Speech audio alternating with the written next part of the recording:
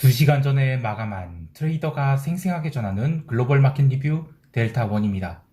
우리 시장은 초반이 눌림 이후에 점진적 반등을 하였는데요. 외국인들이 다시 삼성전자를 매수한 것이 눈에 띕니다. 하지만 해외 시장은 조금 특이한 형태의 상승이 나왔는데요. 장기 변동성은 죽였지만 단기 변동성을 폭발시키면서 나스닥은 2% 넘는 상승이 나왔습니다.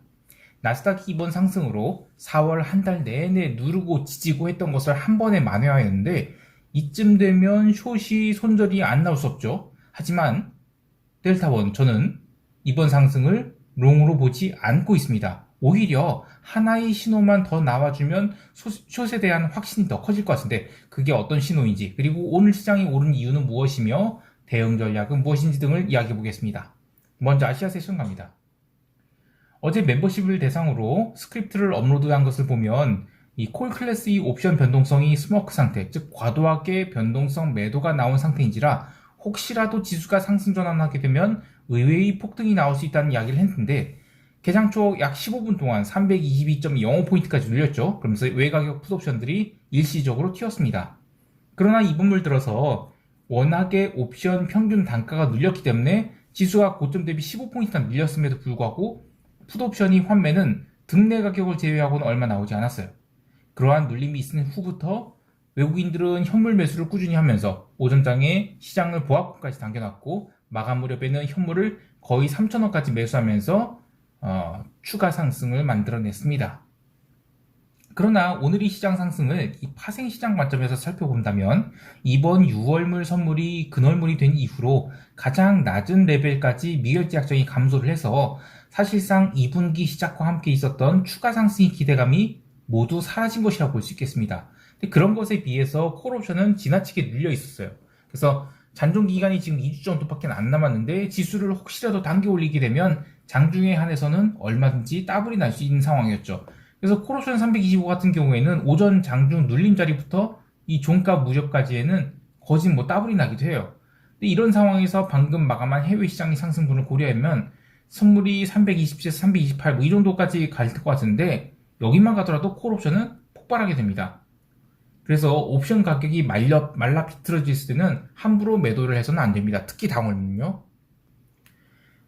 제가 나중에 레이쇼 스프레드에 대해서 얘기를 여러 가지 할 게 있는데, 저는 이제 옵션 매도를 해서 이 0.2 이하로 내려가거나 아니면 0.2에 근접하게 되면 웬만해서는 그 옵션 청산해버립니다. 그 행사가는요. 그거를 청산하고 롤링 다운을 하든 그러니까 안쪽으로 좁히든 조여오든지 간에 어쨌든 0.2 이하의 옵션은 매도를 청산해요. 근데 그 이유가 왜 그러냐면 0.2 이하의 옵션을 매도를 했다가 거기서는 그 옵션 매도 프리미엄을 이익을 내는 게 아니라, 저는 0.2 이하의 옵션들은 레이쇼 스프레드를 하는 어떤 마켓 메이커들이 그 스프레드를 따먹는, 그러니까 그 매도 매수 그 BDS 그 스프레드를 먹는 트레이딩을 하는 것이지, 그 세타를 먹는다든지 아니면 배가를 먹는다든지 그런 트레이딩을 하는 것은 아니라고 보고 있어요. 이거 또 이야기 또 넘어간다. 자, 한 가지 팁을 드리면, 잔존일 대비 등가격 기준으로 콜옵션이 저평가 고평가 여부를 테이블로 만들어주면 다른 월물 대비 이번 월물에 콜옵션이 얼마나 눌려있는지를 알 수 있는데 여기에 이제 변동성 지수로 보정을 해두면 나중에도 더 쉽게 파악할 수가 있어요. 자, 여하튼 오늘 선물 시장에서 또 챙겨봐야 될 것은 선물 베이시스가 장중에 이례적으로 낮았다는 것입니다. 이론 베이시스 대비 거진 반토막이 나는데, 이것은 4월이 마지막 거래일이 지금 하루 남았죠. 그래서 롱 포지션을 닥치고 청산하려는 그런 물량들이 있었다라고 추정할 수 있겠어요. 마지막으로 오늘 에코프로 BM 그리고 에코프로가 또 강하게 올랐는데, 상대적으로 에코프로가 강하게 올랐고 에코프로 BM은 덜 올랐어요. BM? 남자는 배터리라서요? 다 쓸데없는 소리고. 자, YTD를 한번 보죠. 에코프로 BM YTD가 요건데요. 이걸 두 개를 비교해보면 이 빨간색이 에코프로예요. BM보다 훨씬 더 강하죠. 자, 이게 이유가 뭐냐면 에코프로는 대차 비용이 높아요. 그래서 공매도가 상대적으로 덜합니다. 그런데 에코프로 BM은 주식 선물로도 숏을 잡을 수 있죠. 이만큼 이 상대적으로 매도 압력이 크게 작용하고 있어서 이 하얀색으로 표시된 에코프로 BM은 덜 올라간 것입니다. 자, 그런데 에코프로 BM P/E 레이쇼가 지금 111배예요. 에코프로는요 511입니다. 511. 무슨 왕년의 테슬람 시절이 생각나는데 미친 거죠. 그래서 그나마 그 기관들이 숏을 쌓아가고 있는 이 에코프로 BM은 조금은 덜 미쳤고 에코프로는 완전 미쳐있는 겁니다. 일단 4월은 다 가고 있는데 아직은 빳빳이 살아있죠. 그래서 영혼을 다한 숏은 쌓진 않겠지만 5월부터는 저는 에코프로 BM 롤오버를 해가면서 숏을 잡아볼 생각입니다. 자, 이제 유럽 세션 넘어갈게요.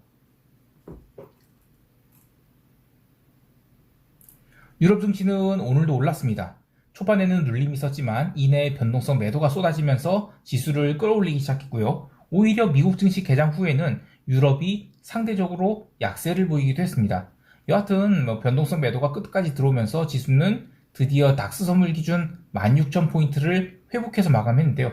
사실상 4월에도 1.6% 올랐죠, 유럽은. 그래서 월봉상 상승을 꾸준히 이어가고 있습니다. 오늘 유럽 변동성 지수인 V2EX 인덱스 이거 볼게요. 요게 이제 유럽 변동성인데 18.17포인트까지 밀렸어요. 그냥 시가부터에서 쭉 밀렸습니다. 자, 그런데 아직 유럽 변동성은 전저점에 가지는 않았어요. 그런데 유럽 증시는 전고점 직전까지 가 있죠. 그래서 그 5월 첫째 주까지도 시장은 저는 추가 상승을, 유럽 증시는 추가 상승을 보일 수 있다고 봐요. 물론 이제 낮은 변동성을 유지하고 있어서 폭등은 어렵다고 보는데 방금 마감한 미국 시장에서 있었던 일을 생각하면 또 의외의 폭등이 나올지 모르겠어요. 여하튼 유럽 증시 상승은 변동성 매도가 핵심이었다고 봐요. 반면 채권 시장은 이번 주의 상승을 모두 반납하는 그런 하락이 나왔습니다. 채권 시장이 눌림에 대해서 미국 신규 실업 수당청 건수가 23만 건으로 의외로 적게 나와서 그렇다라고 하는데 그보다는 이틀 전에 채권 폭등을 유발시킨 재료들이 그 FRC 이슈였죠. 근데 FRC에다가 또 살짝 유럽 그 산탄데르 은행도 망가지면서 이거 뭐지? 라고 그런 약간 우려가 있었는데 거기에 더해서 지난주에는 채권 옵션 만기가 있었어요. 그것에 대한 되돌림 그런 것이 있었지 펀더멘털이 뒷받침되는 그런 채권 상승 이건 아니었다고 봐요. 자, 근데 오늘은 22인사들 발언도 없었어요. 이번 주 내내 22인사들이 뭐라고 했냐면 근원 인플레는 여전히 높다. 그래서 강도 높은 긴축 기조를 이어갈 거라고 했죠. 자, 그런데 그동안에 채권 시장이 계속 엉뚱하게 강세를 보였단 말이에요. 그래서 뭐지? 리스크 오프인가? 이렇게 생각을 하게 했다면 어제 오늘은 증시가 반등을 하면서 채권이 내려왔다. 그래서 리스크 온이구나. 이래서 채권이 내려왔다고 할 수 있겠어요. 자, 통화시장에서는 유로화가 신규 실업 수당청 건수 발표 이후 세게 풀어졌습니다. 하지만 장중의 눌림을 상당량 회복해서 마감을 했고 또 증시가 계속 강세를 보이면서 비달러 바스켓들은 장중 눌림을 대부분 만회했습니다. 그런데 그렇다고 해서 달러가 부러진 건 아니에요. 참 채권 시장 하나 더 보면 이렇게 이틀 연속 채권이 빠지면서 채권 변동성 지수인 무브 인덱스 이게 다시 122점 볼게요. 이거죠. 그 122.43까지 빠졌어요. 요 자리가 이제 이틀 전에 채권 폭등했을 때고 여기서 다시 내려온 겁니다. 요 아래로. 자, 그러면 이건 뭐냐면 금리가 내려가면 오히려 시장이 걱정을 한다는 겁니다. 채권 가격이 오르면요. 근데 채권 가격이 빠지면 이제 시장이 괜찮게 두려워하지 않고 있어요.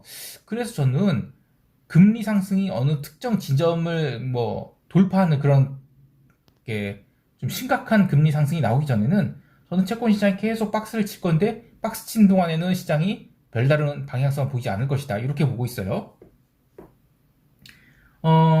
그런데 자, 또 하나 볼 게 있습니다. 그 미국 CDS 스프레드인데 요게 이제 1년물이거든요. 이거 어제도 올랐어요. 미국 증시 굉장히 강했잖아요. 그런데도 불구하고 이제 폭등을 했습니다. 자, 저는 이거 5월 첫째 주 정도 되면 한번 터지지 않을까 싶어요. 근데 어쨌든 간에 미국의 CDS 스프레드는 계속 올라가고 있다. 증시와 관계없이. 그래서 저는 증시가 오른 게 이거는 그냥 숏 커버에다가 옵션 해지, 콜 옵션 대량 매수에 대한 해지, 그것 때문에 올라왔다라고 보고 있어요. 상품 시장에서는 구리가 1% 가까이 눌렸는데 나중에 또 반등에 성공했습니다. 미국 본장 개장 전에 유로화 눌림 나오면서 언더슈팅 났는데 증시가 워낙 강하게 반등하다 보니까 함께 리스크 온 모드로 들어서 반등이 나왔다. 이렇게 보고 있어요. 근데 구리가 추세 전환, 상승 전환 이런 건 아직 멀었다고 봅니다. 기름은 74달러 초반에서의 강한 하방 경직을 보면서 소폭 반등을 했는데 75달러 이하에서는 전략 비축유 SPR 매수 기대감도 있죠. 증시가 리스크 온을 보이니까 뭐 나머지 원자재들도 반등하고, 그래서 기름은 장중에 75달러를 일시적으로 회복하게 되는데요. 뭐 여하튼 기름은 지금 옵션 변동성이 크게 빠지면서 기름 양매도 수익 훈훈하게 주고 있습니다. 자, 이제 미국 세션 넘어갈게요. 미국 지수 선물은 전일 장 마감 후 있었던 메타의 실적 발표, 뭐 12% 올랐죠. 그걸로 이제 급등이 나왔는데다가 아시아 세션 내내 조심스럽게 오르기 시작했어요. 그래서 지수 선물이 유럽 증시가 또 강세로 전환되고 나서는 본장 개장 때 이미 나스닥 선물은 13,000포인트를 넘긴 채 출발을 하게 됐습니다. 자, 그런데 사실 이때까지만 해도 그리고 나서 이제 본장 개장 1시간 전에 신규 실업 수당 청구 발표 나왔죠. 잘 나왔어요. 자, 그런데 그때 나스닥 선물은 일시적으로 눌립니다. 사실 이때까지만 해도 고용지표 강한에 채권 가격 빠져, 그러니까 금리가 오르면서 나스닥 선물 눌리는 거, 이거는 뭐 그동안을 지배했던 자연스러운 논리였죠. 그래서 그러려니 했는데 본장 개장 후 나스닥 선물이 살짝 뭐 눌리는 부터 했다가 어쨌든 13,020포인트 구분에서 굉장히 이제는 공방을 보입니다. 그렇게 개장 후 30분 동안은 막 박스 안에서 따주기를 보였는데 시장 참여자들은 또 지겨워 또 박스장인가 라고 생각했겠지만 변동성만큼은 조금 특이한 흐름을 보였어요. 이번 주 월요일부터 발표되기 시작한 원데이 빅스를 볼게요. 요게 이제 원데이 빅스인데 이게 이제 첫날 거는 안 나왔더라고요. 그 데이터가 뭐 누락이 됐는지 안 나오고, 이거를 3D가 아니라 원만스로 볼까요? 원만스로 보면 그래도 안 나온다. 누락됐네요. 자, 어쨌든 변동성, 그 하루짜리 변동성은 저가에서 출발을 했어요. 그런데 시장은 S&P 지수는 초반 30분 동안 등락을 보였단 말이에요. 즉 여기까지는 그 변동성이 오른데도 지수는 올랐어요. 그리고 나서 이후에는 지수 계속 강세를 보였죠. 더 치고 올라갔죠. 그런데도 단기 변동성 계속 오릅니다. 그리고 나서 시장이 아주 리니어한 상승을 했죠. 그러니까 이제는 그 콜 감마 해지가 들어오는 거예요. 콜 매도자들 감마 해지가 들어오면서 단기 변동성이 이렇게 오릅니다. 종가는 변동성이 바닥 대비 또 거의 한 뭐 70% 올랐어요. 자, 그런데 반대로 장기 변동성 볼까요? 이건 이제 이 파란색은 이제 그냥 일반 빅스입니다. 얘는 시가 이후로 계속 빠집니다. 종가 저가로 빠졌어요. 단기 변동성 이렇게 하얀색은 계속 오르는 데 비해서. 그래서 이런 건 뭐냐면 뭐 오늘 뭐 미국 증시가 오른 것에 대해서 어떤 유튜브 채널에서는 뭐 금리 인하 기대감을 올랐다고 하는데 채권은 주장 파졌죠. 와초그님 소리예요. 그리고 개별 종목 보면 죄다 대형 테크 주식만 올랐어요. 이런 거는 이제 인덱스 매수가 들어온 흔적이죠. 자, 그러면 인덱스 매수를 여기서 지를 주체가 누가 있냐? 콜옵션 매도자의 hedge밖에 없어요. 이렇게 단기 변동성은 이제 오르는데 장기 변동성이 급락하면서 지수가 상승한 거다. 그러면서 장기 변동성에 변동성 매도가 들어왔으니까 그 시장이 오른 건데, 변동성 지수는 지금 그 장기가 볼게요. 그 오리지널 빅스는 17.03포인트예요. 근데 변동성 선물은 지금 19.5포인트죠. 여전히 2.5포인트나 콘텐츠입니다. 그래서 저는 시장 하락은 이거 5월 초에나 기대해 볼 수 있겠어요. 여하튼 오늘 시장 올랐다고 해서 시장이 좋구나 이렇게 해석할 게 아니라 그냥 수급에 의해서, 옵션 수급에 의해서 어쩔 수 없이 올랐다라고 보고 있고요. 오히려 이 기회를 매도 포지션을 잡을 찬스로 생각할 것입니다. 자, 이제 시장 총평하면서 대응 전략 이야기할게요. 우리 증시는 갭 상승이 나올 가능성이 높지만 갭 상승 이후의 흐름은 누적된 콜옵션 매도자들이 환매가 나오냐 안 나오냐 이걸 보고 결정해야 될 것 같아요. 미국이 오른 게 변동성 매도인데 그동안에는 미국이 변동성 고평가였죠. 그런데 유럽 증시가 워낙 강하게 버티니까 상대적으로 미국이 눌렸단 말이에요. 그걸 하루 만에 회복하면서 4월 월봉만큼은 미국이나 유럽이나 긴 아래 꼬리를 잡으면 올라왔어요. 근데 우리는 그 전부터 계속 변동성이 바닥을 기고 있는 상황이었어요. 그래서 갭 상승 나왔다고 해서 뭐 선물 매수 잡거나 풋 매도 잡을 생각 없고요. 초반에 조심스럽게 눌려서 보합권 근처로 온다. 1포인트 이내로. 그러면 그때부터는 콜 매수를 잡아서 롱 방향 강화하고, 또 329선에 근접할 때는 차월물로는 콜 매도를 쌓아서 단기 반등은 용인하되 장기적으로는 여전히 하방이 나올 것을 대비할 거예요. 해외 시장에 대해서는 나스닥 선물 매도 포지션 계속 홀드하고 있고, 오늘도 2개 더 쌓았어요. 다음 주에도 계속 쌓을 겁니다. 기름은 양매도 포지션 들고 있고요. 골드는 해지로 들어가긴 했는데 뭐 이거는 손절없이 다음 주 초까지 들고 갈 거예요. 오늘 나스닥이 시가 대비로 뭐 거진 200포인트 넘는 상승이 나왔죠. 긴 그림에서 보면 4월 한 달 내내 눌린 것을 그냥 제자리에 돌려놓은 것뿐에 불과합니다. 오히려 어제까지 시장이 좀 이해가 안 가는 답답한 시장이었고요. 오늘은 하락 전환에 앞서 숏 커버가 나온 시장이라고 봅니다. 실적 발표로 오른 메타 차트 한번 볼까요?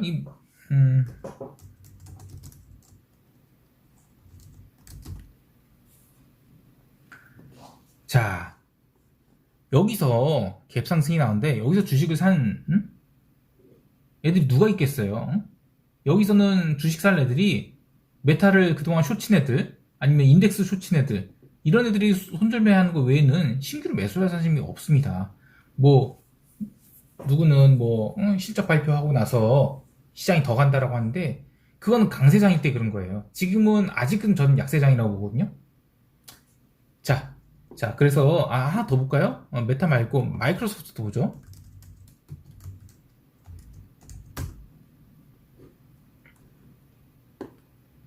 이것도 스퀴즈가 나온 거지. 이걸 여기서 또 누가 사겠습니까? 자, 어쨌든 이런 것에 현혹되지 말고 숏 포지션을 잘 잡아갖고 중간중간에 먹튀도 해가면서 관리를 해서 5월에 좋은 성과를 거둘 수 있도록 준비되겠습니다. 자, 오늘 하루도 즐겁게 보내시고요. 이상 델타원이었습니다. 감사합니다.